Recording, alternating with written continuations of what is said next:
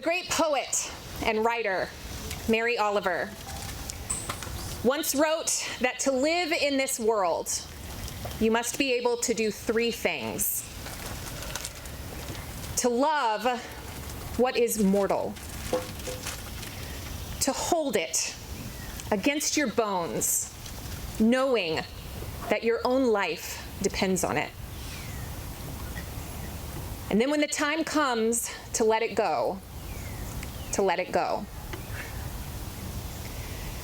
Kim Wright loved life. She championed it. She fought for it, never faltering, never wavering, until at last, when the time had come, she let it go. And we have loved Kim. We have championed her and fought for her. We have railed and warred against this very day. But here we are, and the time has come to let Kim go. Now, Kim knew that this was going to be hard. Who have you ever talked to that said they loved a funeral? But she was determined that it was going to be a celebration of community, of family, of her life, and of life itself. If you really knew Kim, you know that that woman was a force. She sure as hell was. And she wasn't going to leave anything to chance.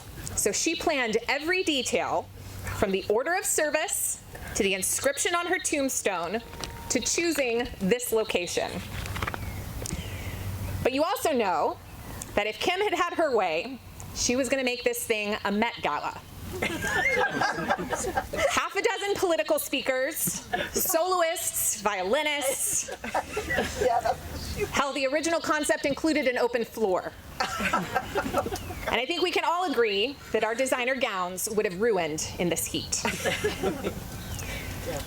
What we really want today, and what I feel sure that Kim wanted, was just the chance to be together. To surround Kim's family, her husband Wynn, her 3 kids, her parents, her sister, her nieces. To remind them and to remind each other that we aren't alone in this thing. To inspire one another to keep going with the work, one day and one task at a time. And then maybe to spend even just a few moments on this lawn today, simply in awe of life itself, in all its mystery, all its beauty, and all its heartbreak. So I promise, no open floor. Now, I know we're a big group today, and we're joined, I think, by several hundred folks online. We're glad you guys are with us, likely representing all kinds of different backgrounds and beliefs, and certainly we want to respect that in our time together. This is not going to be a religious service, and honestly, knowing Kim, it might not even be particularly reverent. For sure. But by the nature of where we are and what we're doing, even in its seeming irreverence, it carries our deepest respect.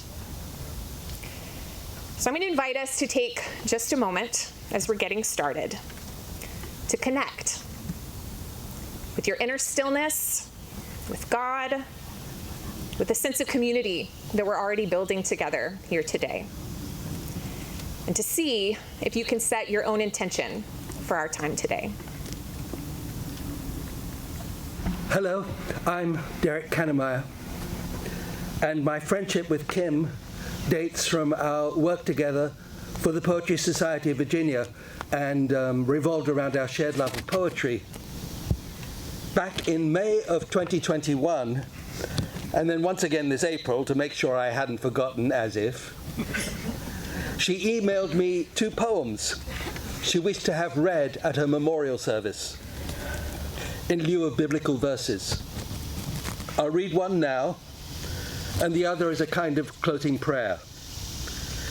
Here's what Kim had to say about why she chose them. I love them both. The James Tate one, The Radish, makes me laugh so hard, and I want to give the audience a giggly, WTF moment. So Kim. Of course, the poem isn't quite that simple. And Steve Scafidi poem, Thankful for the Wilderness, is simply beautiful in its yearning. I'll close with that one. But first, The Radish by James Tate.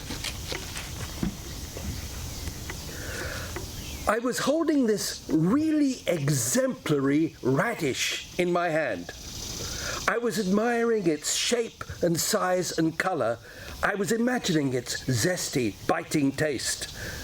And when I listened, I even thought I could hear it singing. It was unlike anything I had ever heard. Perhaps an Asian woman from a remote mountain village singing to her rabbit. She's hiding in a cave. A night has fallen. Her parents had decided to sell her to the evil prince, and he and his 1,000 soldiers were searching for her everywhere. She trembled in the cold and held the rabbit to her cheek. She whispered the song in a high, thin voice, like a reed swaying by itself on a bank above a river. The rabbit's large brown ears stood straight up, not wanting to miss a word. Then I dropped the radish into my basket and I moved on down the aisle. The store was exceptionally crowded due to the upcoming holiday. My cart jostled with the others. Sometimes it pretended we were in a cockfight. A little cut here, some bleeding. Now the advantage is mine. I jump up and spur the old lady who's weak and ready to fall. I spot a mushroom I really want. I could smell it sizzling in butter and garlic. I could taste it garnishing my steak. Suddenly, my cart is rammed and I'm reeling for my balance. I can't even see who the enemy is. Then I'm hit again and I'm sprawling up against the potatoes. I've been separated from my cart. I look around desperately. Have you seen my cart? I ask. A man dressed in lederhosen and an alpine hat. I, myself, have misplaced my mother's ashes. How could I know anything about your cart? He said. I'm sorry to hear about your mother, I said. Was it sudden, or was it a long, slow, agonizing death where you considered killing her yourself just to put her out of pain? Oh, God. Oh, Kim. Is that your cart with the radish in it? He said. Yeah. Oh, yes. Thank you 1,000 times over. I can't thank you enough, I said. Schmuck, he said. The mushroom of my dreams, of course, was long gone. And the others looked sickly, like they were meant to kill you. So I forged on past the kohlrabi and parsnips. I hesitated at the okra. A flood of fond memories overcame me. I remembered Tanya and her tiny okra, so firm and tasty, one Christmas long ago. There was a fire in the fireplace and candlelight, music, and the crunch, crunch, crunch of the okra. I have never been able to touch okra since that sacred day. We were in the Klondike, or so it seemed to me then. Tanya had a big dog, and it ate the roast, and we had a big laugh, but now I don't think it's funny. I remember the smell of that roast, as if it were cooking this very minute, and I can see Tanya bending over to check on it. How did we ever get out of here alive? And what happened to Tanya? I look around. Peaches and plums. I'm buffeted from behind. Watch it, I say to no one in particular. 8 eyes are glaring at me. I'm moving, I say. But I can't move. The rabbit says, tonight we will meet our death, but it will be beautiful. And we will be brave and not afraid. You will sing to me. And I will close my eyes and dream of a garden where we will play under the starlight. And that's where the story ends. with me munching a radish and you laughing. I can't move, I said.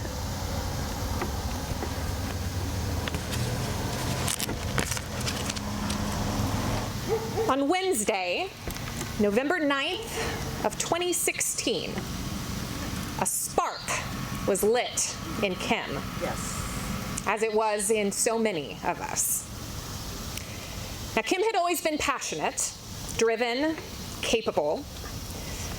But prior to 2016, most of that energy had been put toward raising her family, volunteering in the kids' schools. Kim was not an activist. But on that fateful morning, in the wake of the election, incredulous and horrified and not knowing what else to do, Kim stomped out onto her lawn with a marker, flipped her Clinton and Kane sign around, and scrawled furiously on the back, "Fuck Trump." Woo! Yeah. Yeah, she did. Trump is a dick. Sure did. And she drew a picture, and she spun it around for the whole neighborhood to see. And then she marched back into her house. Yes, she did. Now, of course, that evening, Wynn came home and promptly took the sign down. You can imagine. But the spark in Kim had already ignited something big, bigger than any of us could have imagined. Most of you likely know Kim as the founder of the LWCC, the Liberal Women of Chesterfield County, or formerly,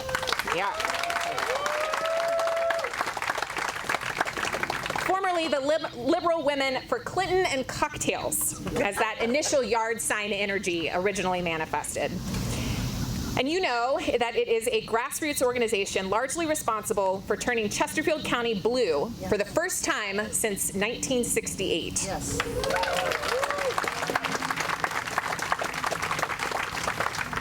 With your collective success and representing everyone, Kim made appearances on CNN. She was written about in the Washington Post and the Richmond Times-Dispatch. She even gave her own TED Talk. And today, in honor of that work, and everybody be cool, we're joined by the future governor of Virginia, Congresswoman Abigail Spanberger, who knew and loved Kim personally. She's going to speak for just a few minutes about the work and about that love. I remember the first day I ever saw Kim Drew Wright. And I do mean saw her. She was a whirlwind. She was an organizer. She was this person who moved through an extraordinary crowd. And it was an extraordinary crowd.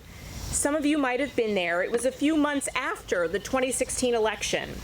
It was a meeting for this new group. It was at a church. The parking lot was so full that people were parked up and down the road. And when you walked in, there were people everywhere.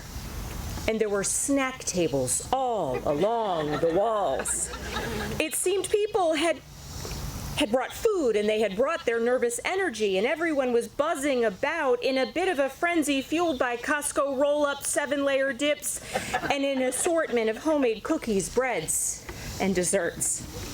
And there she was, this woman calling us to attention. There were so many of us that she stood on a table, or maybe it was a chair, but she stood there so we could see her, so we could hear her. She was powerful. She was beautiful. She was confident.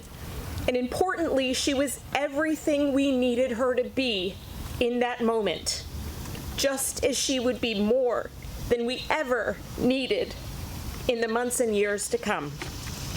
She welcomed us. She spoke of the emotions permeating the room. And then she went about telling us what she was building, this group, this extraordinary group of women, of people, committed not just to reacting, but to acting, taking action to make change in our politics, in our elections, in our representation, taking control. And then she did something I will never forget, something that had a power to it I didn't fully understand in that moment. she pulled out a PowerPoint presentation.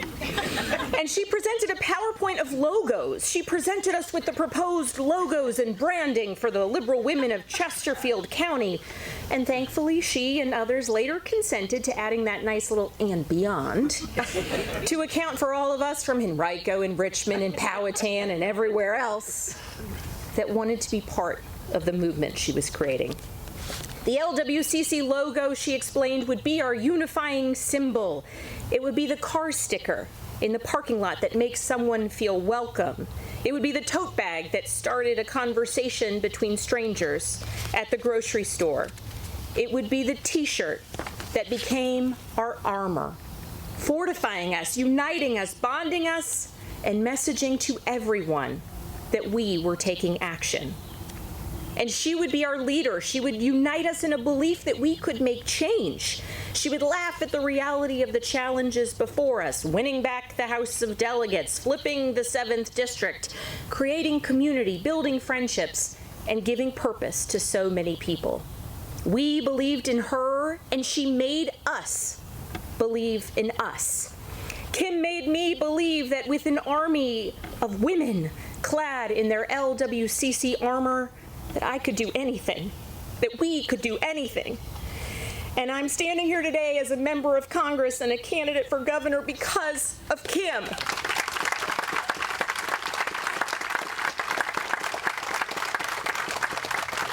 Because frankly, it's likely that quite a few of you here today really didn't think we could flip that congressional seat.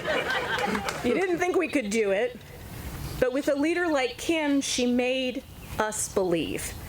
And importantly, she kept us grounded. She laughed. She was self-effacing. She recognized, even as she became this major activist and organizer, highlighted in the paper and on TV, that what made her special and important to us is how extraordinarily earnest and human she was. Through her writing and through her humor, she shared herself. She inspired us. She made us laugh. And when she got sick, she showed us what strength really is, what grace really is, and at times what joy really is. A couple of years ago, I played in the Congressional Softball Game, which is an annual event that raises money for breast cancer research, and it funds awareness campaigns about breast cancer detection, particularly in younger women like Kim. I was going to play in her honor, so in advance of the game, where she and other women were honored by all of us players, she did an interview with the local TV station. It was a serious interview about her diagnosis, her experiences, the importance of awareness and detection. And when the interview noted that Representative Abigail Spanberger was playing for her, Kim just laughed and said, I'll try not to heckle her. And in closing out the interview, she remarked upon the purpose of the event, raising money, raising awareness. And she said, I don't really care who wins, as long as there's peanuts and beer. And today, as we honor her, as we mourn her, as we celebrate her, let us think about the levity that she brought to our hearts, sharing a laugh, making us laugh at just the right time. Let us think about the way she led us in action and in organization. Let us think about the way she made us believe in ourselves while grounding ourselves. She made us a community of friends, engaged citizens, and people who take action. And she taught me that we can do just about anything when we believe in each other, when we love fiercely, when we laugh earnestly, when we work hard, and when we have really good swag. I mean t-shirts, tote bags, bumper stickers, all of it. To Kim's family, to Wen, and to Kim's children, thank you for sharing her with us. I know she spent so much time focused on this work, focused on LWCC, but please know that she did it for you. She did it to be part of an effort that would make this world a better place, the world that you all deserve. We are forever grateful for everything she's done and everything that we all continue to achieve in her honor. And that's really where we land today. I think if any of her closest friends could tell you where she were standing here with us now, what Kim was most proud of and her greatest legacy isn't her activism or her work in the community, but it's the stuff of everyday life. It's her family. It's her 3 kids. You go in her home and the walls are covered in pictures. Her phone has over 45,000 of them. And they're pictures of traveling the world together, of birthdays and graduations, of all the places that they've lived through the years, and all the experiences that they shared, any of which we could tell stories about today. We could talk about growing up with her sister, Michelle, having a father who was literally a rocket scientist for NASA, or how she studied advertising at the University of North Carolina. I think she came by the logos honestly. How she met a guy her freshman year, how he put a single rose on the seat of the car before opening the door on her first date, or how he would do the same thing years later after they both graduated and moved to Charlotte together on the day he proposed.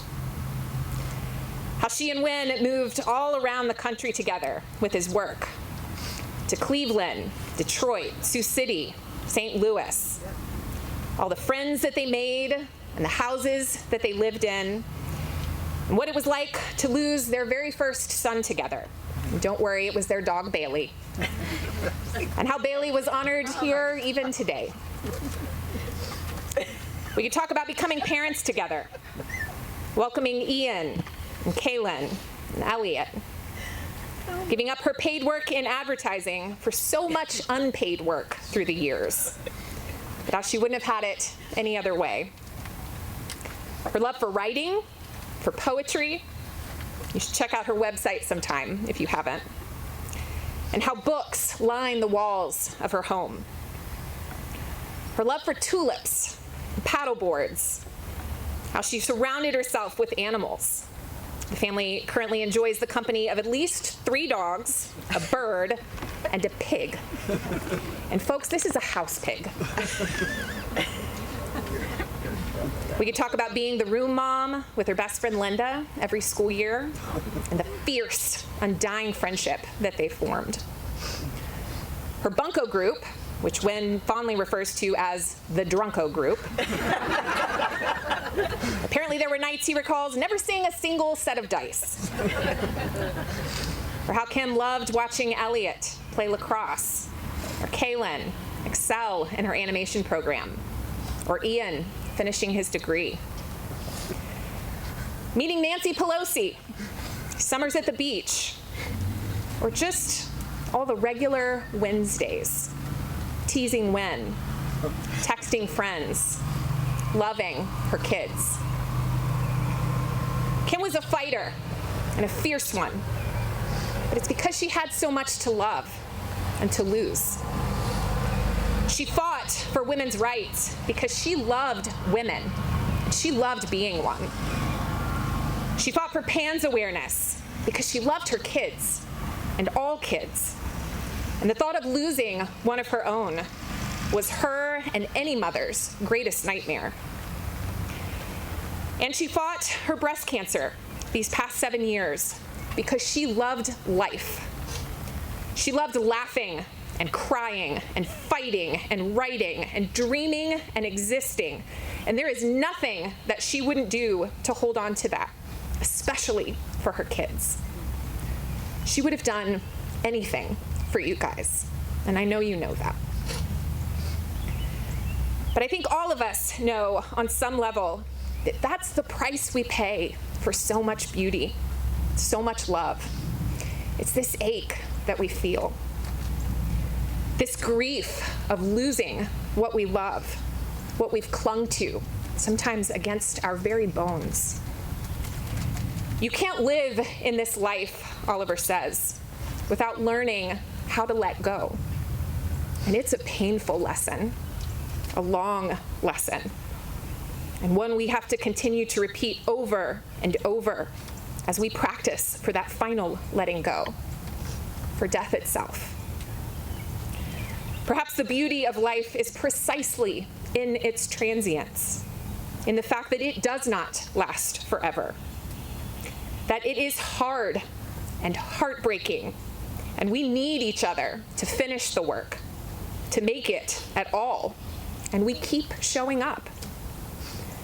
The beauty is in the fight.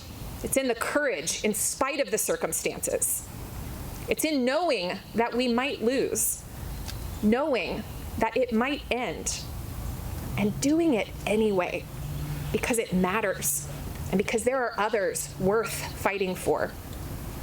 You cannot live in this world without being able to love and to let go. And that balance, that paradox, is precisely what makes it all worth it. Even as she held on, Kim practiced letting go. She bought her burial plot. She designed her tombstone.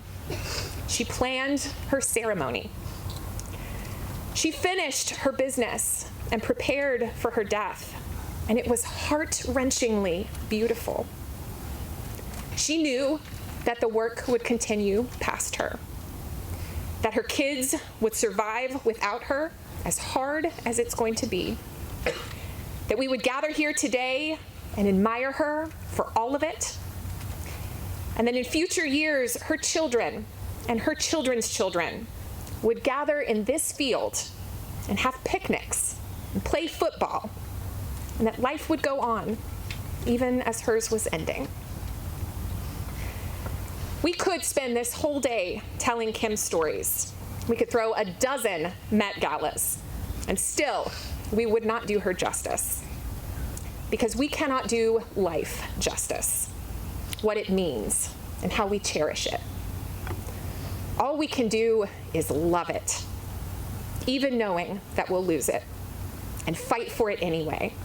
Do what we can anyway, because it matters, all of it. And that is Kim's legacy.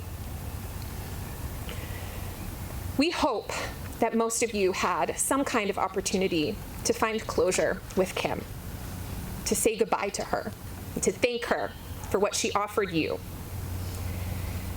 But there may be any number of things that if she were here right now and you could, you would say to her. Maybe it's a promise that you would make to her about how you'll be okay, or you'll be there for her family, or how you'll never forget her. Maybe it's gratitude for something that she taught you or helped you with, or a time that she was there for you. Or maybe it's just your own sense of awe for life itself and the fact that you and Kim got to share it together. In just a minute, we're going to offer Kim a blessing together, representing her family and her friends, her community, all the folks that she's known and loved in her 53 years of life, whether they are here today or not. Derek is going to come read Kim's final poem, Simply Beautiful and Yearning were Kim's words. And then we're going to offer our own blessings to Kim in our hearts, whatever it is that you might want her to know, or that you might wish for her. And we're going to do all of that with bubbles. So as our staff passes out some bubbles for everyone and make sure that you get some, we're going to invite a violinist, part of Kim's original Met Gala plan, to come and play for us Kim's final message, if you recognize it. And then after the poem is read, we'll take a moment to stand together in honor of Kim and to blow her all of our bubbles.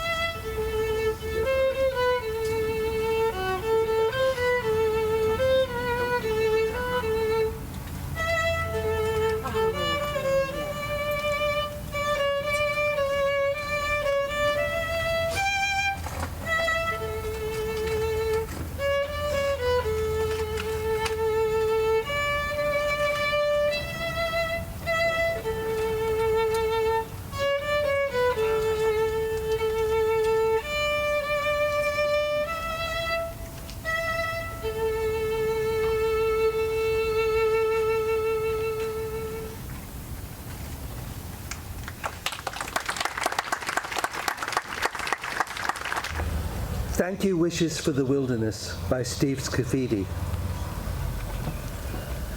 In 100 years, if all goes well, the house will still stand, although just barely, and my 3 enormous oak trees will have multiplied. And in 100 years, if all goes well and wild comes back to the yard will be what the earth intends. Honeysuckle vines and forest where the house begins, and woods so dense only rays of light, slender as arrows, pierce the canopy. And the grandsons of my rooster fly from branch to branch, hollering in the greeny black leaves of the evening, while my sons, grandsons, and their friends run beneath the trees. And no sign of me, but them, exists. And so, thank you, wishes, for the wilderness. Thank you, moon, for the silver in the sky. Thank you, oaks, for the sprawl and climb you do so well, making an architecture of the air when the first day of autumn comes. And so the first day of autumn arrives 100 years before it will again, where the roosters of the future fly, calling to their hens, and where my sons, grandsons, run through the woods, wild, with their homemade knives and their trouble and their friends. And thank you, Lord, for what never changes, but leaves and falls to rise again. For dying never ends for us. It only slowly rearranges us.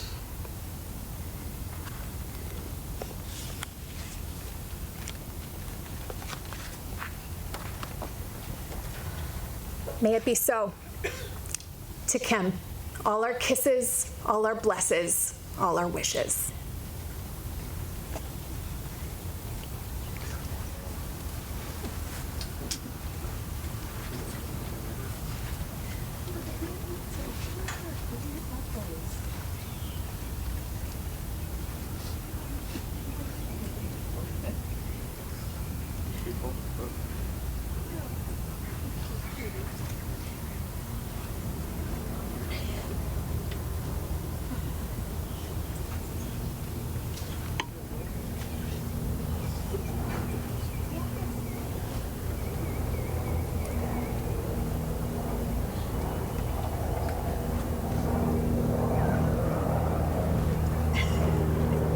Folks, life is short, and every day is a gift.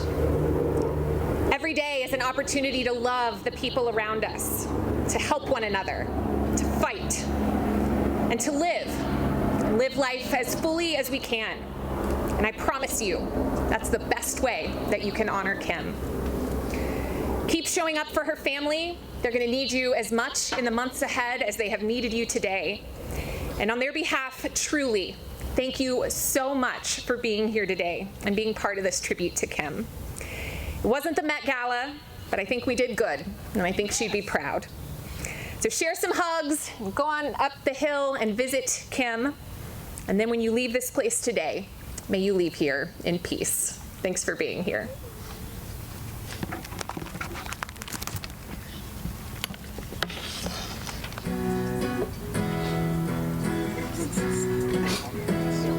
With a little love and some tenderness, the love on the water, the love of the man.